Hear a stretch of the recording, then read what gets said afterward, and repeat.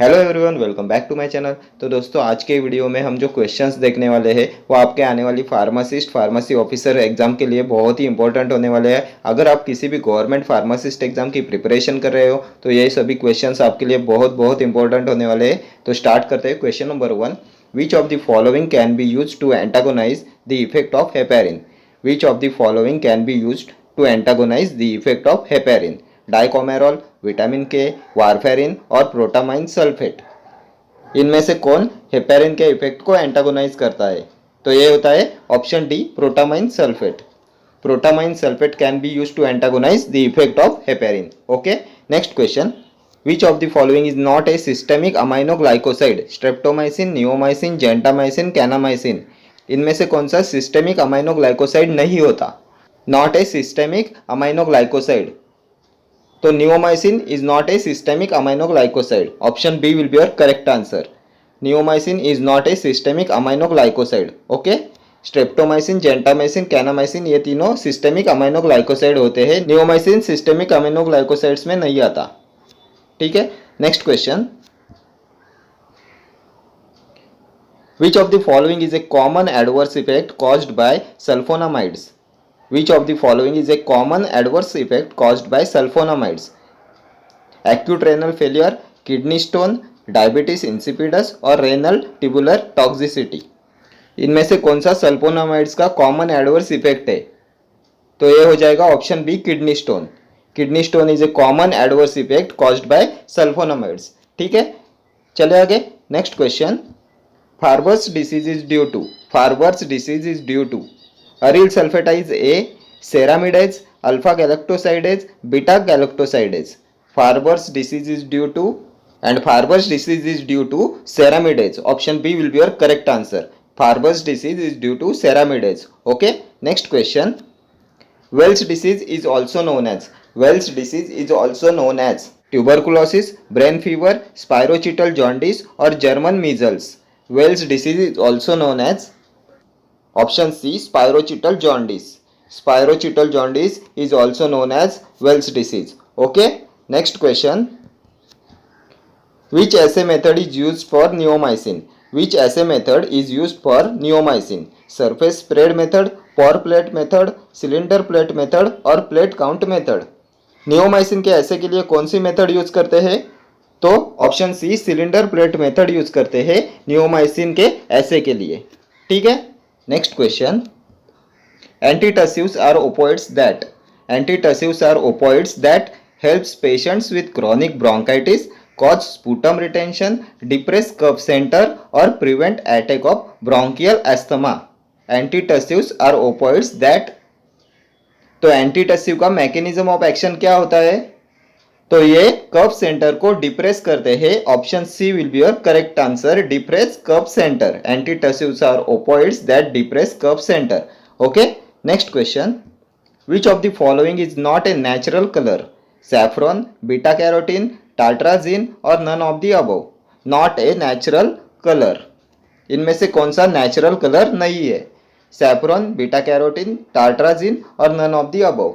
तो इसका हो जाएगा option C, tartrazine is not a natural colour. Saffron, beta carotene ये दोनों नेचुरल कलर है, tartrazine is not a natural colour. Okay, next question, parent of sulpha drugs. Parent of sulpha drugs, sulphadiazine, sulphanilamide, sulphaguanidine और none of the above. Parent of sulpha drugs, and the correct answer of this question is option B, sulfanilamide is a parent of sulfa drugs. Option B, sulfanilamide. Okay, next question, Minamata disease was caused due to chemical poisoning by lead, mercury, arsenic, none of the above। तो मीनामाता disease कौन से chemical के poisoning से होता है?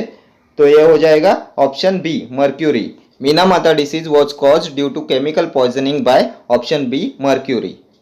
ठीक है, next question, ammonium carbonate is used as. Ammonium carbonate is used as antacid, respiratory stimulant, antidote और हिमेटेनिक। अमोनियम कार्बोनेट, तो अमोनियम कार्बोनेट हो जाएगा respiratory stimulant. Option B will be correct answer. Ammonium carbonate is used as respiratory stimulant. Okay, next question, phenobarbital is dash acting barbiturate.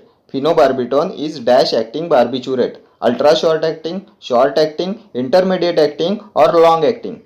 तो phenobarbital होता है long acting barbiturate. Option D will be your correct answer. phenobarbital is long acting barbiturate. Next question. The specific test for identifying imidazole rings in amino acids is. The specific test for identifying imidazole rings in amino acids is Polish test, Milans test, Follins test और Biuret test. तो imidazole rings के identification के लिए कौन सी test होती है? तो ये हो जाएगी option A Pauly's test. Pauly's test is the specific test for identifying imidazole rings in amino acids. Pauly's test. Okay. Next question. Glucocorticoids are involved in fat metabolism, potassium metabolism, fluid balance और sodium metabolism. Glucocorticoids fat metabolism में involve होते हैं. Option A will be your correct answer. Glucocorticoids are involve in fat metabolism. ठीक है. Next question. Adverse drug reaction does not occurs due to. Adverse drug reaction does not occurs due to drug change, overdose, allergy, hypersensitivity. Adverse drug reaction does not occurs due to. तो adverse drug reaction नहीं होता drug change के वजह से.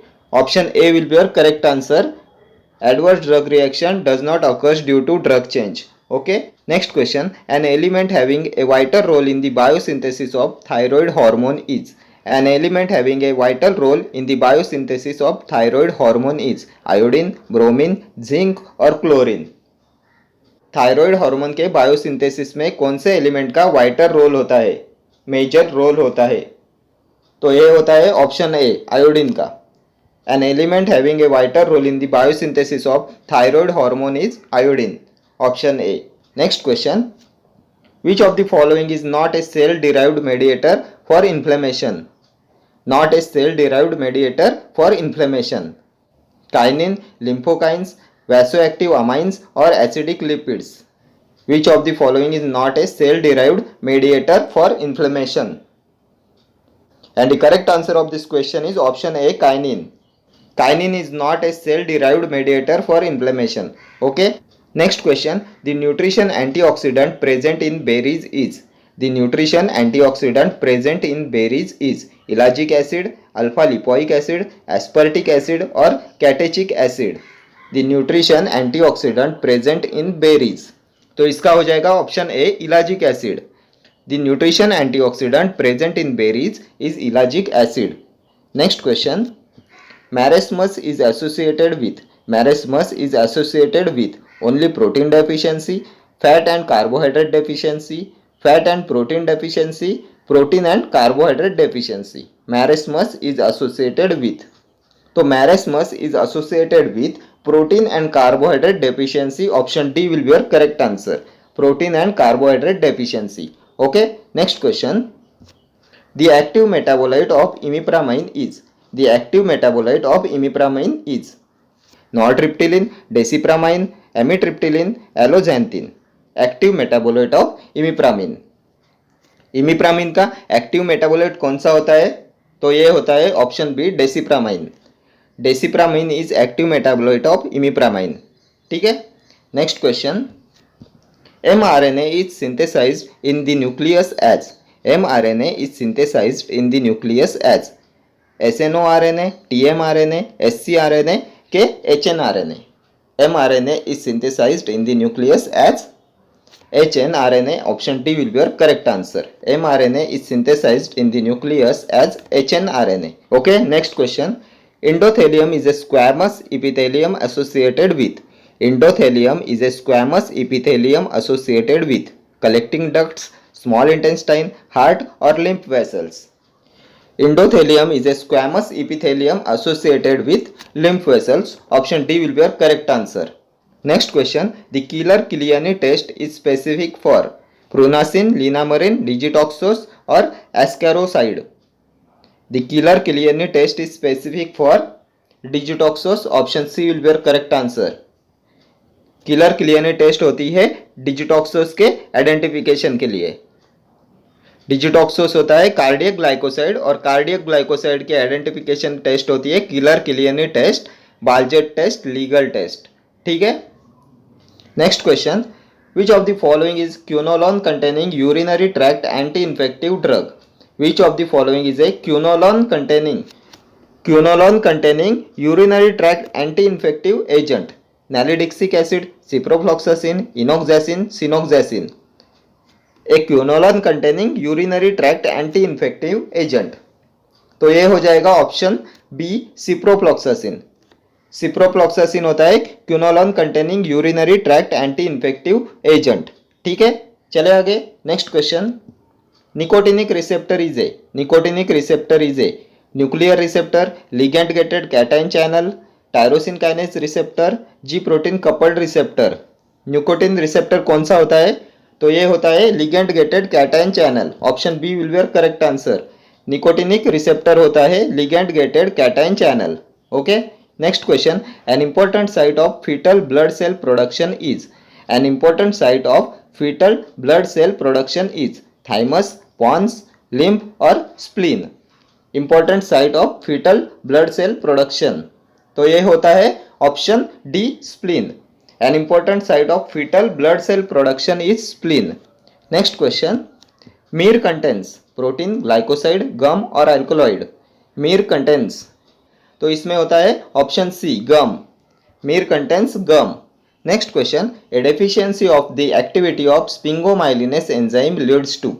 A deficiency of the activity of sphingomyelinases enzyme leads to?